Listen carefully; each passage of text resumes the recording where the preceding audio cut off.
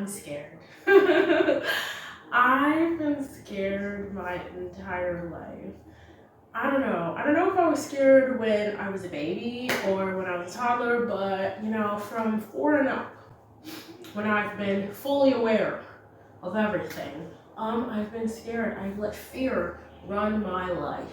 I've been scared to be my whole self. I've been scared to show my personality to people that I haven't gotten to know very well. I've been scared to make big acting choices on stage or even in auditions. There have been so many times where, I'll be given the sides ahead of time. I'm like, okay, I'm gonna do this and I'm gonna do that. And then when I get to the audition room, I get scared and I'm like, I can't do that.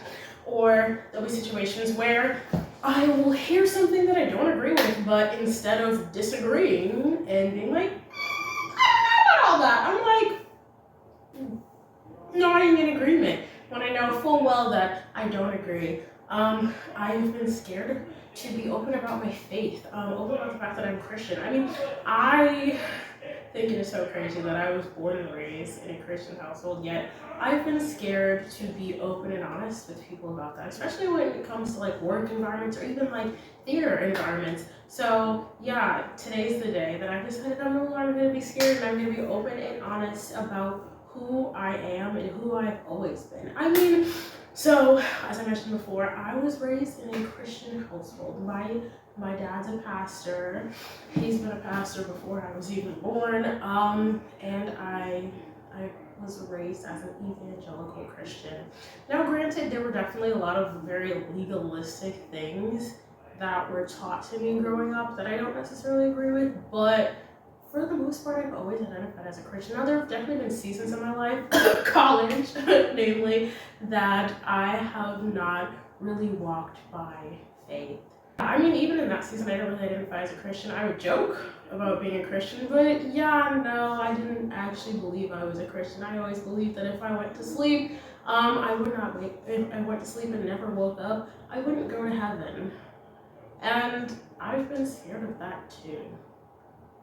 Ever since I was a little kid, I was always scared not to go to heaven. I always felt like when it came to Christianity, I always felt like God was mad at me. I always felt like if I did anything wrong, God was mad at me and he was out to get me and he was gonna punish me and he was gonna kill me immediately.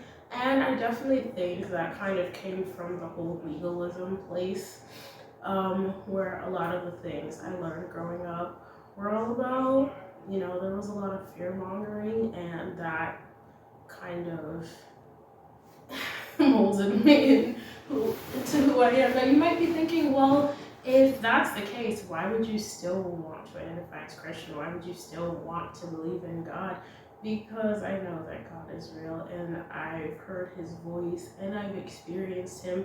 And honestly, truly, I think it's time that I stop being scared to serve him. Because honestly, truly, like in 2023, I got to a place where I was really trying to be all in for Christ. I got to a place where I really, I was fasting, I was praying a lot more, I was actually studying the Bible. Like, I remember growing up in a Christian household with my dad being a pastor, he would always be like, take notes, underline. I'd be like, oh my gosh, no, I'm not trying to do that.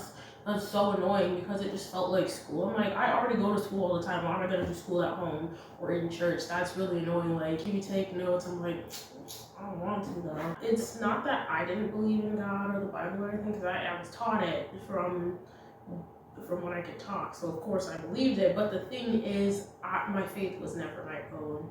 It was always just, yeah, I believe it. But like, my actions sort of proved otherwise, It wasn't until 2023 that, I really, truly started to gather my own relationship, because I realized that even though this was taught to me, that's when it finally clicked that Christianity isn't just about following a bunch of rules, like, if you do this or if you don't do that, that's how you get to heaven. Like, no, it's not just about good works. It's about having an actual relationship with Jesus Christ. Like, you can actually talk to him about anything. Like, and I used to think that I couldn't talk to him about anything. I used to think that, oh, well, I can't tell him that because there's more important things happening in the world. Like, that'll bother him. That's stupid. That's trivial. That's juvenile. He doesn't want to hear about that. He doesn't care about those sort of things. Like, he doesn't care about little old me. After hearing, certain teachings and people talking about their testimony, I was like, wait, I can talk to God about that. I can say all of these things and he'll actually listen and he'll actually care. I never understood how vulnerable you could be with God. I really got to a good place. I mean, it wasn't perfect, but I got to a better place in my relationship with God than I ever had been in before. And then 2024 happened and everything fell off. Like, I didn't fast at all in 2024. At least I don't remember doing that.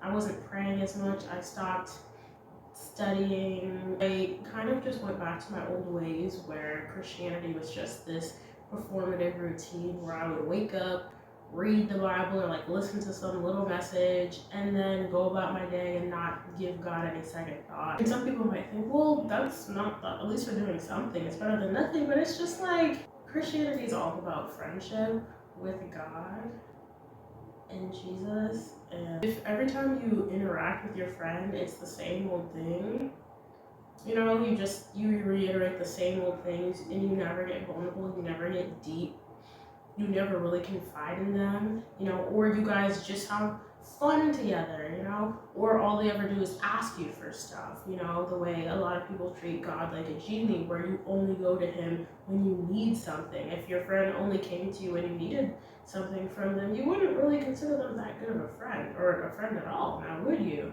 So it's the same thing with God. Like, if we only go to God when we're in deep doo-doo, which, I definitely got into the habit of, we only ritualistically go to God, where all we do is say the Lord's Prayer or something. Not really, there's nothing wrong with the Lord's Prayer because obviously it's a guideline to how actual prayer should look like, but you're just regurgitating the same thing over and over again as a routine.